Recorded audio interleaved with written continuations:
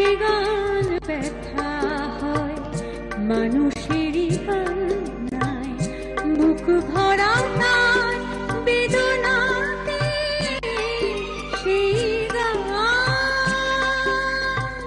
কেন আমি পারি না শোনাতে,